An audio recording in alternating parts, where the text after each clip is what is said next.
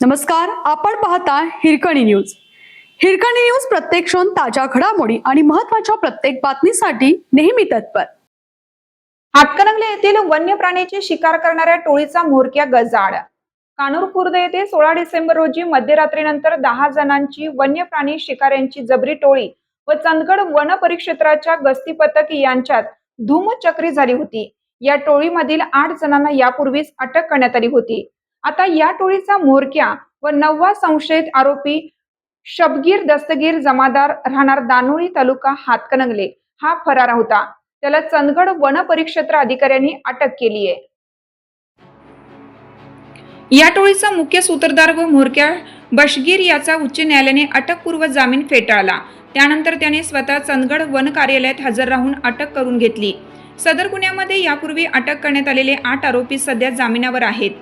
तुकाराम अमृतकर राहणार कानूर खुर्द चंदगड, रियाज जमादार राहणार दानोळी, अमीन मुजावर राहणार उकडी, दिगंबर अनुगडे राहणार कानूर खुर्द चंदगड, इर्शाद नदाब, दाऊद नदाब, अनवर पटेल, यासीन उर्फ बबलू नदाब चौघेही राहणार दानोळी यांचा समावेश आहे. आरोपी बशगीर यांनी प्रथम गडिंग्लज जिल्हा व सत्र न्यायालयामध्ये अटकपूर्व जामिनासाठी अर्ज केला होता. हा अर्ज फेटाळल्याने त्यांनी उच्च न्यायालयात जामिनासाठी अर्ज केला होता. मात्र कोल्हापूर खंडपीठाने त्याचा जामीन नाकारला. अधिक तपास उपवनसंरक्षक धैर्यशील पाटील, सहाय्यक वनसंरक्षक विलास काळे यांच्या मार्गदर्शनाखाली तपास अधिकारी म्हणून चंदगडचे वनक्षेत्रपाल तुषार गायकवाड, कानूर खुर्दचे वनपाल चंद्रकांत पावसकर काम पाहत आहेत. मुख्य संशयित शबगीर हा धूमचक्री झाला. त्या घटनास्थळी एका आलिशान कारमध्ये होता. त्या कारमधून अत्याधुनिक धारदार हत्यारे जप्त करण्यात आली. त्याचा मोबाईल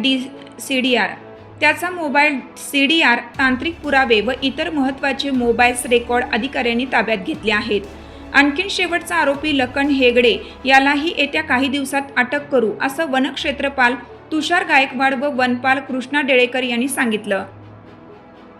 आपल्या हिरकणी न्यूज चॅनलला लाईक करा, शेअर करा आणि सबस्क्राईब करायला विसरू नका आणि रहा अपडेट.